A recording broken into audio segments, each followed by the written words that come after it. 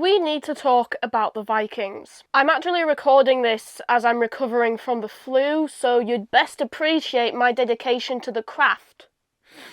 So what I mean is, we need to talk about the way we talk about the Vikings, because I think we've done this really weird thing of almost going in a circle in terms of how we think about them. So for a long time, we thought the Vikings were just ruthless pagan barbarians. But then we realised, oh, actually, they're this incredibly complex culture of skilled craftsmen, traders, navigators, storytellers, who are way more multifaceted than just being ruthless pagan barbarians. But now we've seemingly gone, oh, the Vikings were just ruthless pagan barbarians. But that's cool.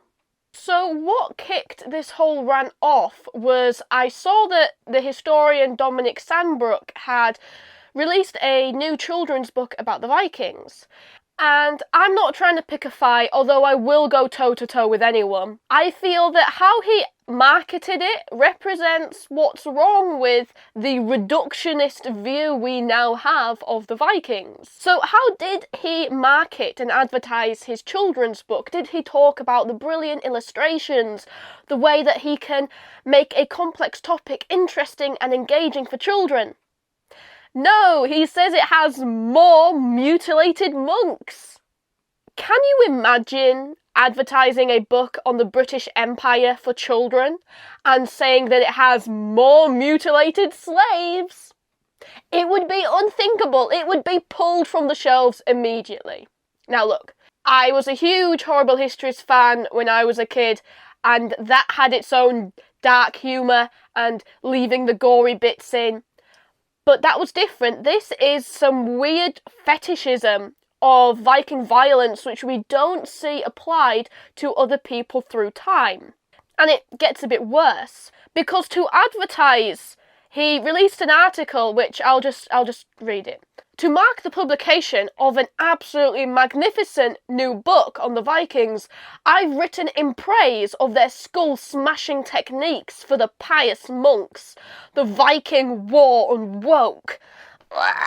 Not only is it utterly cringe, can you imagine someone writing in praise of the skull-smashing techniques of the conquistadors or Somalian pirates? But why is it when the Vikings do it, it's cool? When Sandbrook is trying to talk about the significance of the Vikings on British history, of their cultural impact, he doesn't talk about their art, their language. How does he sum up the entire legacy of the Vikings? Mutilated monks. Is this like borderline caricatured reduction of an entire people group? I'm not trying to cancel the Vikings, by the way, or be a woke moralist. I'm trying to highlight the almost double standard that we have when it comes to talking about historical groups. Let me use another example. So I really love the Expeditions game series. I've played all of them, Expeditions Conquistadors, Vikings, Rome, and what I really love is that it gives the player the option to be as, shall we say, historically accurate as they want. So if you really want to, you can be a ruthless conquistador who destroys native villages and murders innocent people. That's up to you if you really want to. And if you don't, if you want to be a surprisingly tolerant and progressive 16th century Spanish conquistador, you can, and the game gives you that option. And again, in the Viking game, you are given the option of destroying monasteries, if you want to.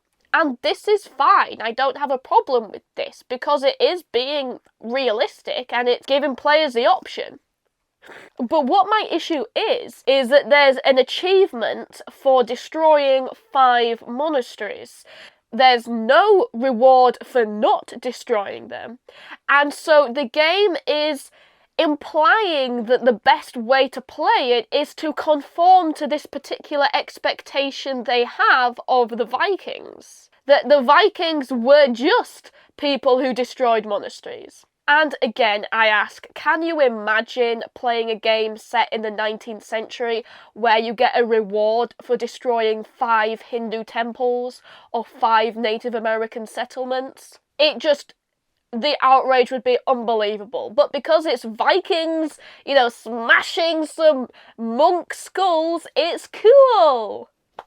Look, I know someone with the comprehension skills of a newt here will say, oh, well, it's just representing history because it was violent. And, yeah, I don't have a problem with that. I literally just said my issue is when we celebrate that particular type of violence because it's the Vikings who do it.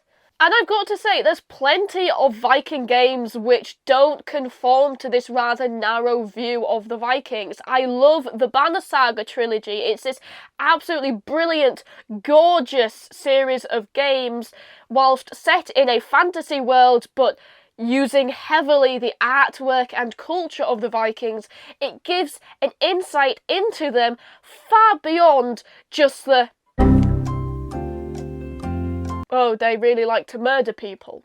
I think a helpful analogy for what I'm trying to get at is you have these ghastly Jack the Ripper tours where people will pay money to be taken around London by someone in costume and leer at all the places where 5 poor women, who most of the spectators probably couldn't name, were brutally murdered.